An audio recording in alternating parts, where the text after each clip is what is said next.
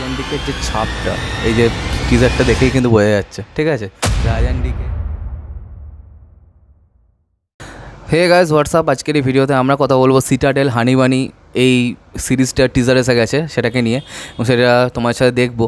এবং Citadel honey bunny starring Varun Dhawan and Samantha তো আমাদের সবাইকার ফ্যান ফেভারিট, এবং বরুণ ধাওয়ান ফ্যান্সদের ভাল লাগে বা কখনো কখনো তাকে নিয়ে খিল্লিও অনেক হয়, বরুণ ডিক্যাপ্রিও বলা হয় তাকে, হোয়াট এভার ইট ইজ। এবং এই সিরিজটা বানিয়েছেন কিছু রাজানডিকে। তো রাজানডিকের কাজের ওপর আমাদের কিন্তু পূর্ণ আস্থা আছে, ঠিক আছে। আমরা জানি তারা কোন ক্যালিবারের ডিরেক্টর, এবং তাদের ফ্যামিলি ম্যান এবং গানস অ্যান্ড গুলাবস এই দুটো ওয়েব সিরিজ কিন্তু খুব ভালো হয়েছিল। এবং সবথেকে মজার বিষয় যেটা হয়তো অনেকে জানে না, যে স্ত্রী সিনেমাটা কিন্তু লিখেছিলেন রাজানডিকে। অমর কৌশিক ডিরেক্টর ছিলেন বটে, কিন্তু লিখেছিলেন কিন্তু রাজানডিকে। তারপরে ম্যাডকদের সাথে তাদের ঝামেলা হয়, দিয়ে সমস্যা হয়ে গিয়েছিলো। তবে এবার চলো দেখা যাক এই সিরিজটা কিন্তু কে মেনানো থাকতে চলেছেন। তো খুব ভালো ভালো অভিনেত্রীরা আছেন, সোহম মজুমদার আছেন। তো এবার চলো দেখা যাক যে এই টিজারটা কেমন হয়েছে। 1 2 3 স্টার্ট।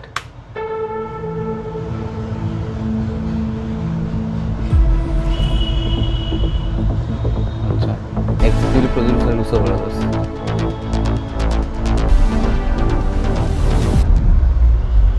रात बाकी बात बाकी होना है जो हो जाने दो। रात बाकी बात बाकी होना है जो हो जाने दो।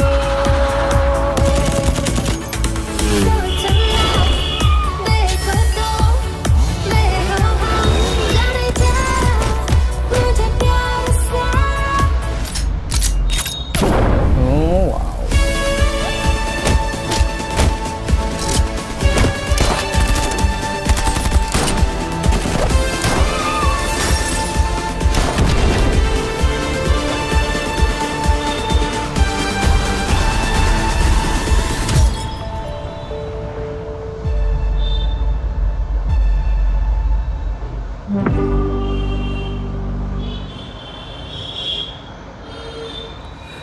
তো এই টিজারটা তো দেখা হলো, এবং টিজারটা ইজ আউটস্ট্যান্ডিং, ঠিক আছে। মানে যে লেভেলে এখানে সব কিছু রাখা আছে, এবং যে মিউজিকটা যেরকম করেছে, এবং মিউজিক সাউন্ড ডিজাইনিং কিন্তু এই টিজারে একটা বিরাট বড় হাই পয়েন্ট।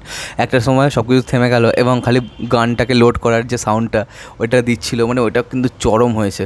মানে এক কথায় টিজারটা কিন্তু অসাধারণ। এবং অন্য যে জিনিসটা করে দেখে ভালো লাগছে যে এই সিরিজটার মধ্যে কিন্তু রাজানডিকের যে ছাপটা এই যে টিজারটা দেখেই কিন্তু বোঝা যাচ্ছে, ঠিক আছে। রাজানডিকে আমার যেটা আমি অনেক দিন ধরে দেখছি যখন, হ্যাঁ, আমার একটা জিনিস মনে হয় যে তারা কার চেজিং কিন্তু খুব পছন্দ করে, ঠিক আছে। যে গাড়িতে মানে তারা করবে, ঠিক আছে, বা কেউ ছুটবে, মানে এরকম চেজিং সিন তারা কিন্তু খুব ভালো পছন্দ করে, ঠিক আছে। তো সেই যে জিনিসটা আমরা যদি তাদের সমস্ত কাজগুলোকে এবার মনে করে দেখি, তো আমরা দেখতে পাবো যে এখানে চেজিং সিন কিন্তু সব কটাতেই থাকে একটা না একটা করে।